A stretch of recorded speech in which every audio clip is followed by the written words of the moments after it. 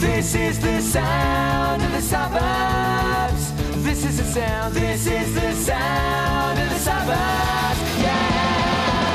This is the sound of the suburbs. This is the sound of the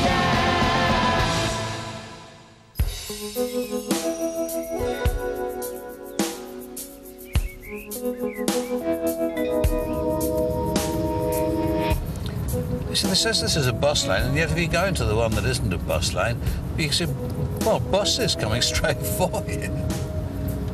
Perhaps this is some kind of academic joke that thickos like me, O-level kids, don't get. I'm quite fond of Oxford, despite the fact that our son Thomas got turned down for a place at Oxford Brookes University. Several years ago, I did a bit better than him and actually made it inside one of the university colleges for an extraordinary dinner where I rubbed shoulders with people like the Bishop of Durham. I never knew why I was invited. I don't to this day, and I've never been invited back. This is the place that I went to, I think. One of these along here. For the Feast of St Cuthbert. It's fantastic. It's some of the best food, certainly the best wine I've ever drunk in my life. They were quite interested in the fact that I was so fucking stupid. I mean, I think, seriously, is the case. I think a lot of them were quite interested because they'd never met anybody so stupid before. Do you know what I mean? Or so lacking in qualifications. They were all very, I mean, they were really sweet.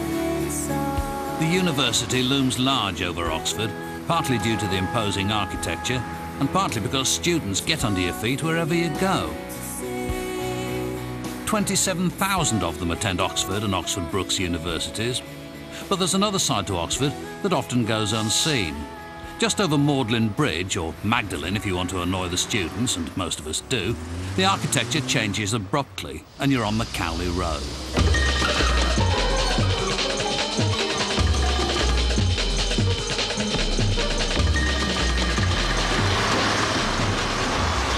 With 5 live music venues, 2 nightclubs, 10 pubs and 31 assorted restaurants, the Cowley Road is at the very heart of Oxford's music.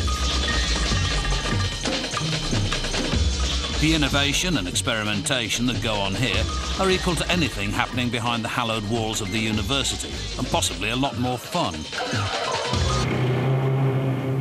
Here at the Zodiac, I'm about to get my first taste of such innovation, a performance by experimental DJs, Project Dark.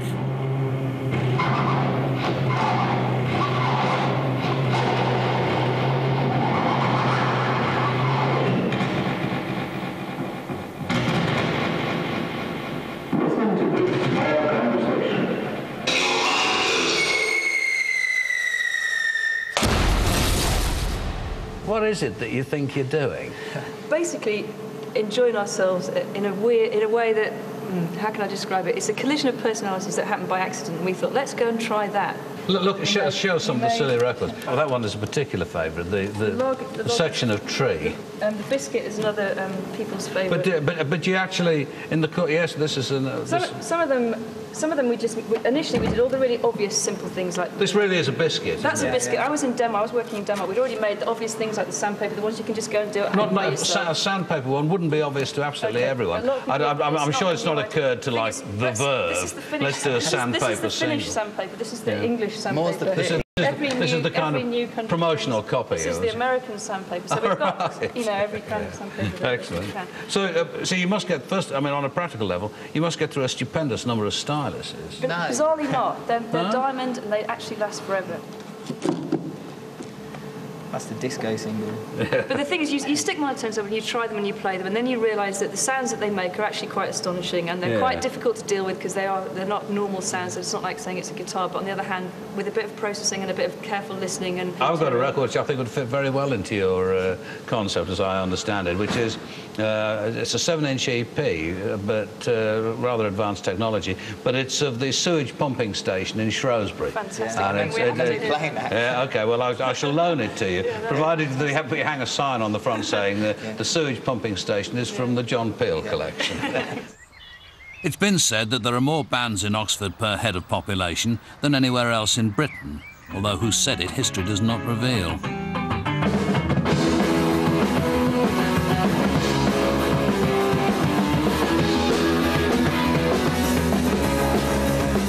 All these bands face the problem of where to rehearse.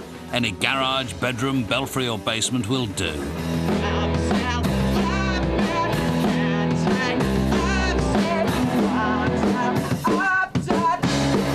Dustball have recently released their first album on small independent Oxford label Shifty Disco. Like many young bands I've met and subsequently slept with, they benefit enormously from parental backup in the form of free food and lodging, transport and moral support, provided in this case by Tarrant the bass player's mum. Well, in this family, there's we have a 9-year-old girl and an 18-year-old girl, and Tarrant takes his hair out of their choice of music. Yeah. But it does mean that there's a wide variety that's played in the kitchen. I bought my mini set to listen to classical music, and I never get a chance. Yeah.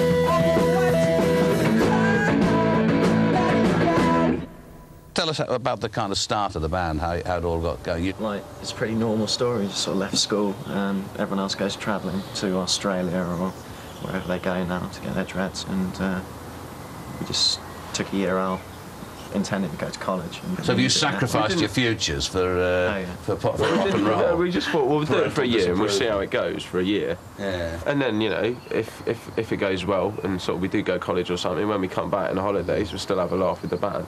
And it sort of like got better that year. It sort of went quite well and better. We thought, well, we're quite enjoying this, so let's have another year.